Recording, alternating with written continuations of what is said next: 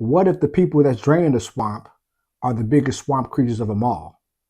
Well, right now is prime example why politicians are not here to save us.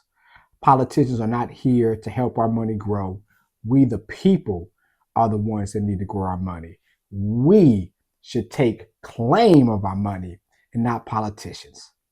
The snake himself, Gary Gensler, is out, announcing that he will be leaving as SEC chair in January. But guess what?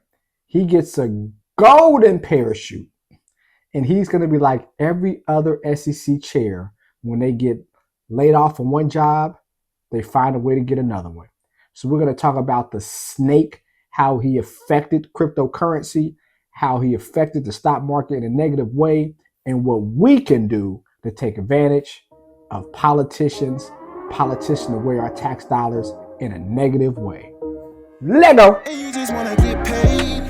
Tired of making the money mistakes. Make a payment on your bills and you still late. Yeah, pay for profits to help you seek change. And you just wanna get paid. Yeah, tired of making the money mistakes. Make a payment on your bills and you still late. Pay for profits to help you seek change. Yeah, cut the show and just listen. You wanna feel empowered by making money decisions. The business standard says it itself. Gary Gensler, the chair of the Securities Exchange Commission, the SEC. Now I have my own SEC regulated firm in the market, right? I'm SEC registered, meaning that you manage over $100 million of assets. But he led the crackdown of cryptocurrencies and he's stepping down. He single-handedly is the reason why A, crypto is going up like crazy right now, but B, we are behind. Countries like Venezuela, China, and other countries are growing dramatically due to cryptocurrency, and we are behind the 8 ball because of Gary Gensler. And you know what's the crazy part about it, which will show, is that he's like every other SEC chair. When they leave, they get a sweet job. Sweet, sweet, sweet job, while the taxpayers are left the burden. So what about Gary Gensler?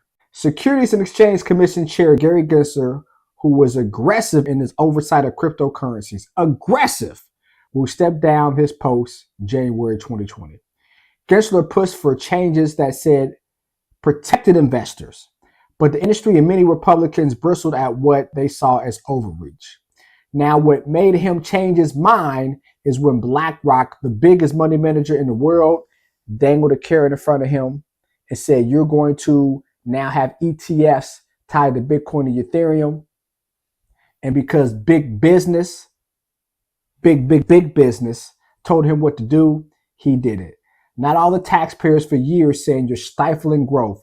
You're stopping us from growing. You're stopping America from having an advantage compared to the world. No, that doesn't matter.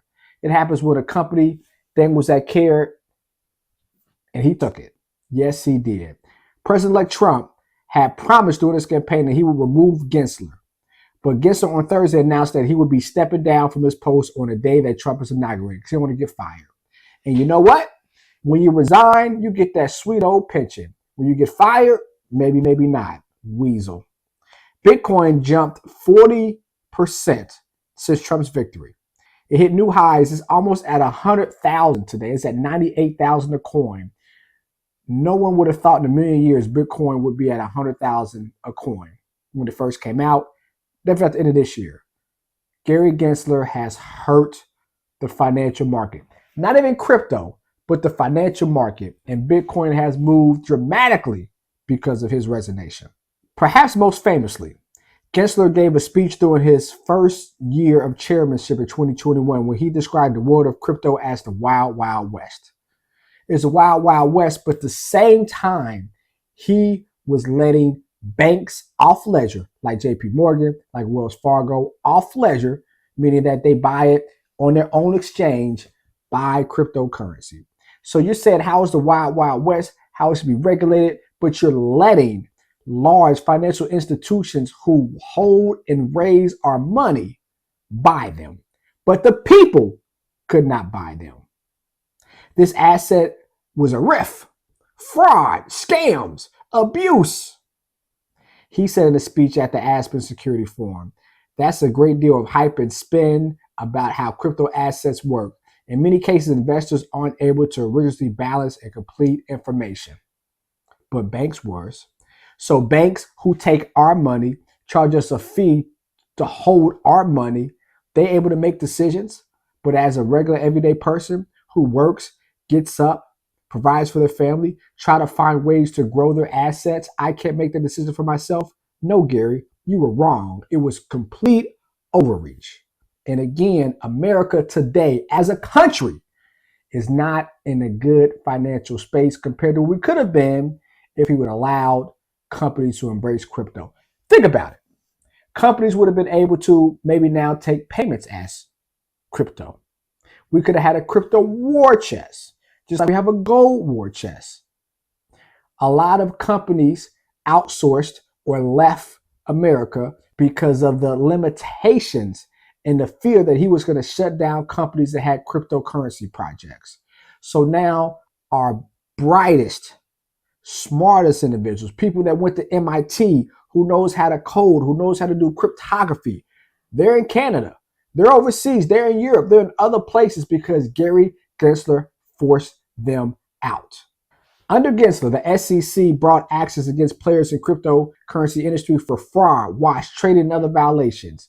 XRP. He had a rift between Ripple and XRP.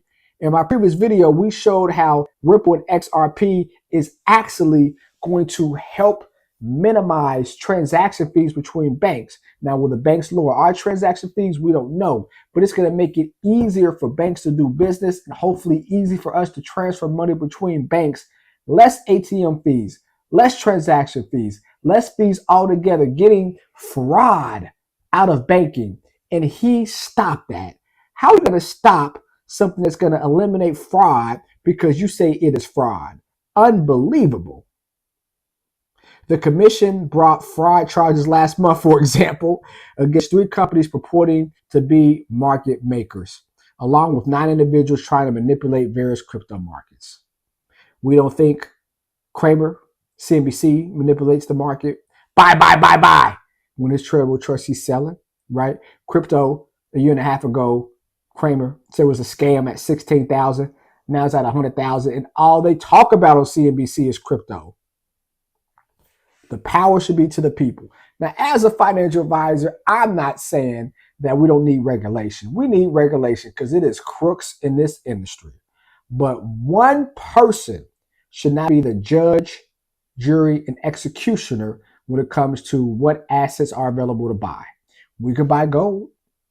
People scam gold all the time. We can buy silver.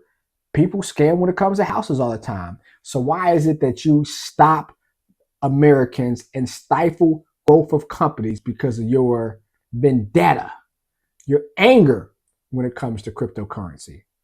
This will blow your mind because every other SEC chair that left, guess what happens? Jay Clayton, he was the one that was the predecessor of Gary Gensler. Not fair, you guys. Look at here. Jay Clayton, after the SEC, February 2021, right? Biden said bye-bye or whatever happened, he left January 21. We know what happened, right? He was under Trump gone. So Biden, I'm a clean house. So look what happens. A month after, Apollo Management Group appointed Clayton to a newly created role, something that was never, ever created before. A newly created role, the lead independent director of his board. Clayton also rejoined Sullivan and Cromwell LP, where he was a partner before entertaining government to become a senior policy advisor at counsel. So you create policy, you counsel people on the policy that you created, and now they make a job out of thin air to be a independent director of the board. What does that mean? A board is a board. So you're going to direct the board? Oh, it's because you have contacts in Washington, D.C. You pick up the phone and make things happen. So as taxpayers, we funded you to pick up the phone and make things happen. You get paid for it. What sense does that make? Politicians are not here to save us. They are the swamp. I think it should be a rule. If you have one of these high-powered jobs, when you leave, you cannot work in the same ministry. You can go to oil, right? You have expertise, but why finance? Why to a management group, like nothing against Apollo as a money management group, but why go to a money management group when you regulated them a week before? Then let's stop there. What about before Jay Clayton? Next, Mary Jo White. Following her departure as the chair of the SEC, White rejoined Du Bois and Pimpton in February 2017. The same year, White was a member of the National Football League's external expert advisory panel on domestic violence reviewing allegations against Ezekiel Elliott. That's good deeds. But why is it that we go back to the law firm? Because again, we have influence. Politicians aren't here to help us. They're not here to help the people. They're here for influence. Now, if Mary Jo just worked for the NFL, whole different capacity, different story. But going back to a financial firm, a financial law firm that you previously left, all those contacts, what do you think is going to happen? Right? A big bank gets in trouble, they call Du Bois and Pimpton. Guess who is a counsel for Du Bois and Pimpton? Let me pick up the phone and see what's going on and how I can help. Politicians are not here to save us. Now, this is nepotism. Mary Shapiro. So that gives us an example, right? Gensler, gone. Now, I think he's going to BlackRock myself. We'll see. Mary Jo, Jay Clayton, and all these other bureaucrats, what do they have in common? They're not here to save you guys. Yes, I talk about the market.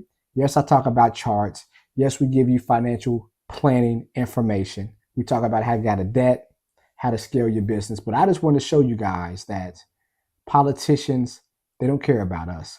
We had an election. Half the country's happy about it. Half the country's sad about it. But it's up to you to do something about it. So don't worry about the politicians. You find opportunities. Opportunity, I think, not all your money. Again, want to be diversified. Cryptocurrency. Now, because of one good thing, even though it took years for it to happen, Gary Gensler allowed ETFs to be done through crypto. So you can buy Bitcoin on the market so it can't get stolen. You can buy Ethereum on the market so it won't be stolen. And I think Solana and XRP will be next up next year. Take advantage of the crypto wave. Take advantage. It's like a spring. You think about a spring, right? For years, we've been suppressed by Gary Gensler. And now it's going to be an explosion, in my opinion. Pause. I think that explosion has Bitcoin going up even more. Bitcoin, I think, has an outside chance of getting to 200,000 a coin next year. That's double from where it is now because it's going to be so much innovation, so many companies from overseas coming here in America because we're the greatest country on earth to take advantage of the crypto projects that's out there because no more Gary Gensler. Take advantage of it. Not all your money.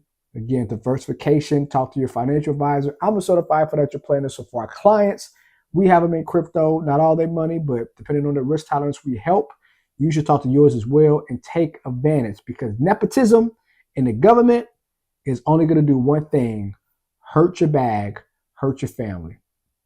So there we go. I know I'm serious tonight, you guys, but it just irks me. It irks me.